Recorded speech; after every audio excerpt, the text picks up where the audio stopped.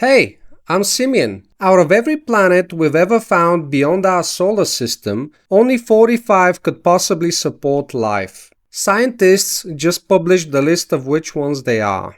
Over 6,000 planets discovered. 45 clear the minimum bar for conditions where life as we understand it could survive. That fraction tells you something important about how rare the right conditions actually are, and where we should be looking. The first exoplanet was confirmed in 1992. Since then, the count has grown rapidly, driven by missions like NASA's Kepler and TESS telescopes, which monitored hundreds of thousands of stars simultaneously, looking for the faint dimming that signals a planet passing in front of its host. Most of what they found is immediately disqualifying. Gas giants the size of Jupiter or larger, no solid surface, no prospect of liquid water as we understand it. Hot Jupiters orbiting their stars in days. Surface temperatures hot enough to vaporize metal.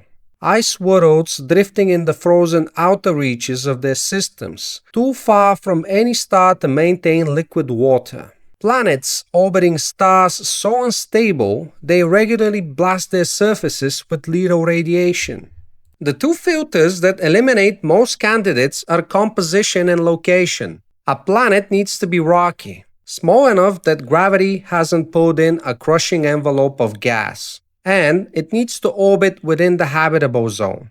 That's the narrow band around a star where temperatures allow liquid water to exist on the surface. Not so close that the oceans boil away, but not so far that they freeze permanently. Earth sits comfortably in our Sun's habitable zone. Venus is just inside the inner edge. A runaway greenhouse effect has made it the hottest planet in the solar system, despite being further away from the Sun than Mercury. Mars sits near the outer edge. Too cold, too thin an atmosphere, liquid water gone. When you apply both filters to the full catalogue of known exoplanets, the number drops from thousands to dozens. Professor Lisa Kautenegger and her team at Cornell's Carl Sagan Institute used new data from the European Space Agency's Gaia mission, combined with NASA's Exoplanet Archive, to identify every rocky planet currently known to orbit within its star's habitable zone. The result is 45 worlds. A smaller subset of 24 meets an even stricter definition. Planets receiving stellar energy most similar to what Earth gets from the Sun, within the tightest modeled boundaries for where surface water can persist. Several names on the list are already familiar to astronomers.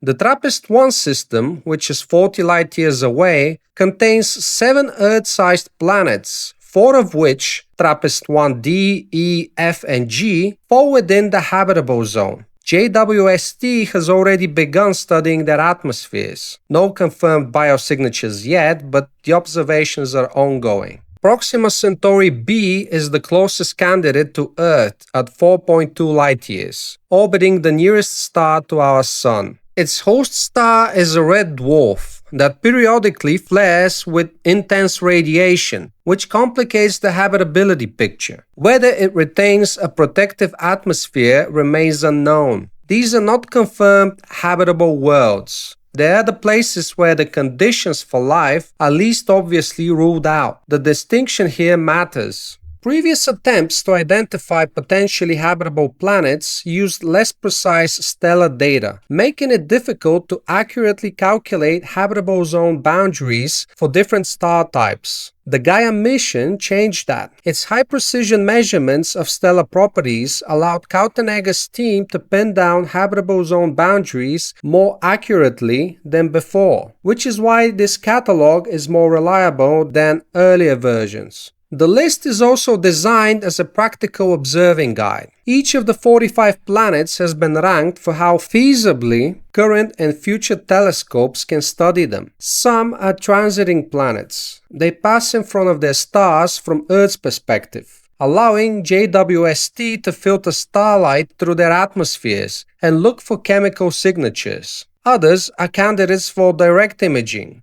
with next-generation instruments. What JWST and the telescopes that follow it are looking for in these atmospheres is a combination of gases that wouldn't exist together unless something was producing them. Oxygen, methane, water vapor, all in specific ratios. On Earth, this chemical imbalance is maintained entirely by life. Finding it elsewhere would be the most significant scientific discovery in human history. The 45 planets on this list are the places that combination is most worth looking for.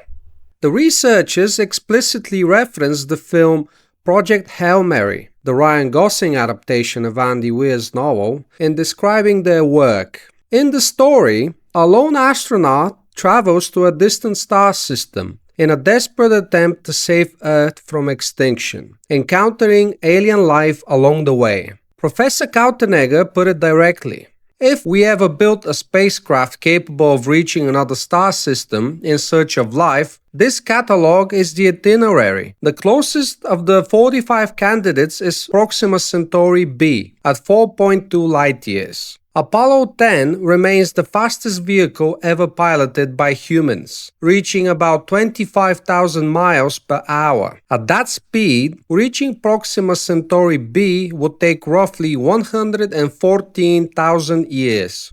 That number puts the list in perspective. These are not destinations we can reach with current technology or anything close to it. They are observation targets, worlds we study from here at vast distances, with instruments sensitive enough to detect the faint chemical whispers of an atmosphere across light-years of space. The question of whether any of the 45 planets actually host life remains entirely open. What this catalogue does is tell us where to point the telescopes, and for the first time, that list is precise enough to be genuinely useful. Earth is the only world we know of where life exists. Of the more than 6,000 planets discovered beyond our solar system, 45 clear the minimum bar for conditions where life as we understand it could survive. That fraction, 45 out of 6,000, is either deeply discouraging or quietly hopeful, depending on how you look at it.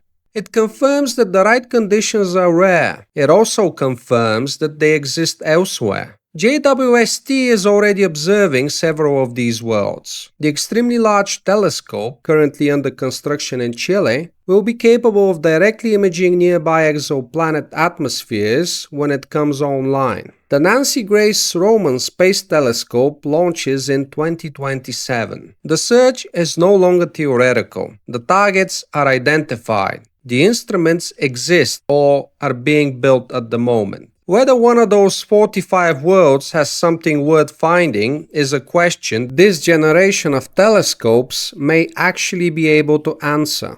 If you liked the video, please give it a thumbs up and subscribe for more videos like this one. Thanks for watching, and I'll see you in the next one.